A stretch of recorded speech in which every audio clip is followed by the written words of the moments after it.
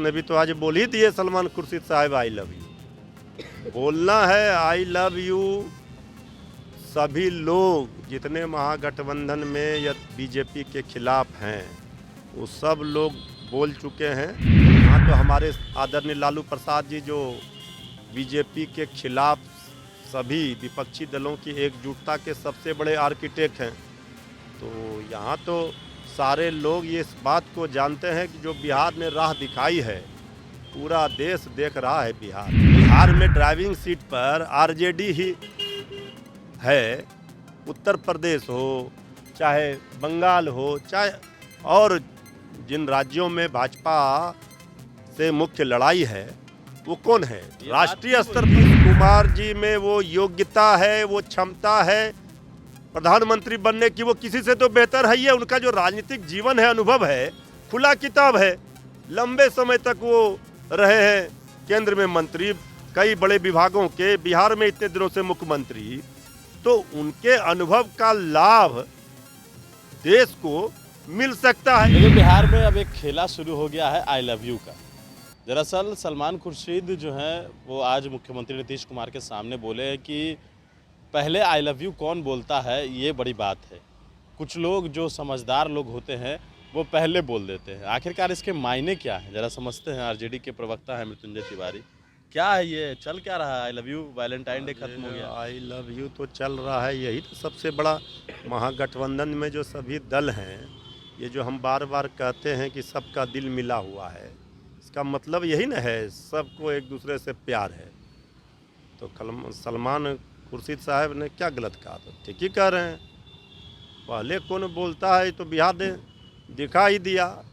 अब देश में राष्ट्रीय स्तर पर भी सब लोग मिल करके तमाम विपक्षी पार्टियां जो बीजेपी के खिलाफ हैं, जो लोकतंत्र संविधान को बचाने का संकल्प लिए हैं, सब लोग एकजुट होंगे। आपका कहना है कि बिहार के तरफ से आई लव यू बोला जा चुका है, अब कांग्रेस को बोलना है, यही ना? कांग्रेस ने भी तो आज बोल ही दिए सलमान खुर्शीद साहब आई लव यू। बोलना है आई लव यू सभी लोग जितने महागठबंधन में या बीजेपी के खिलाफ हैं वो सब लोग बोल चुके हैं।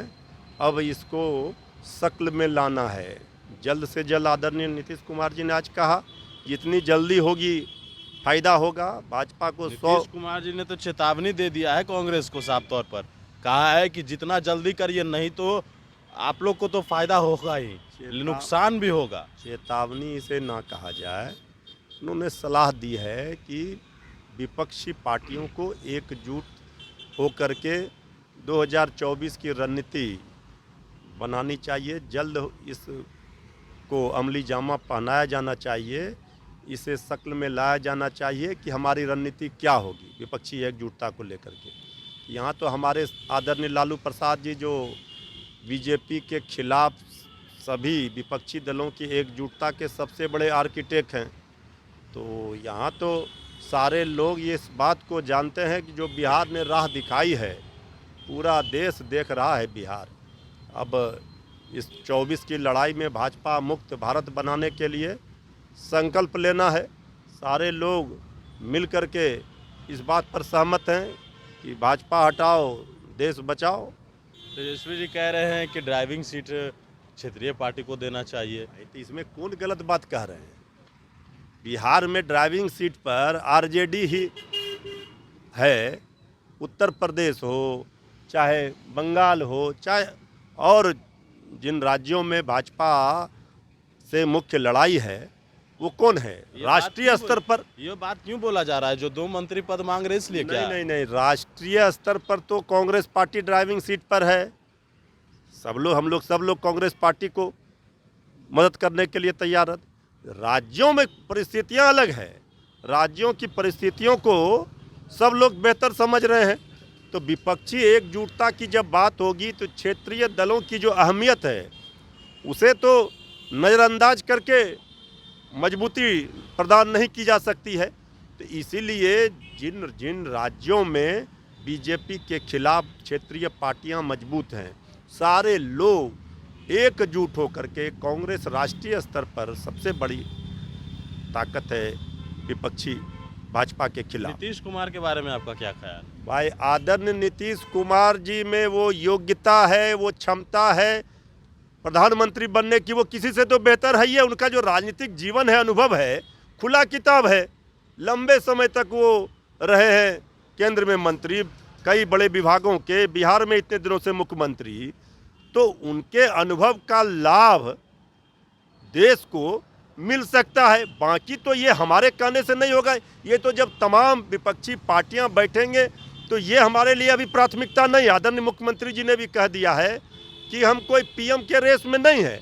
लेकिन एक मिनट, सवाल ये है कि आप नीतीश कुमार को बहुत बढ़िया बता रहे हैं, प्रधानमंत्री के कैंडिडेट बता रहे हैं, आपके पार्टी के विधायक हैं सुधाकर सिंह, और वो कह रहे हैं कि किसी भी क्षेत्र के बिहार से चुनाव लड़ने हार जाएंगे। देखिए, ऐसा है कि ऐसे मसलों पर और इन सब चीज़ों को लेकर के हमारे पार्टी के राष्ट्रीय नेतृत्व, राष्ट्रीय अध्यक्ष आदरणीय लालू प्रसाद जी, राष्ट्रीय प्रधान महासचिव जनाब अब्दुल वारी सिद्दीकी साहब ने पत्र भी दिया था। अब जो सारी चीज़ें हैं उस पर हम अधिकृत ही नहीं है बोलने के लिए, वो राष्ट्रीय नेतृत्व का मामला है, वो सारी चीज़ों को देख रहे तो हैं। आपने इस नीतीश पे कुमार हमारा, को तो बढ़िया बता दिया। हम तो कह रहे हैं कि आदरणीय मुख्यमंत्री नीतीश कुमार जी का जो राजनीतिक जीवन है वो खुला किताब फिर है। आपके पार्टी के उनके विधायक क्यों ये पास बात कह रहे हैं? जो अनुभव है, जो योग्यता है, जो क्षमता है, वो किसी से ज़्यादा अच्छा है, बेहतर है। तो पार्टी और के वो विधायक आपके क्यों ऐसा कह रहे हैं? फिर आप वहाँ चले जा रहे हैं।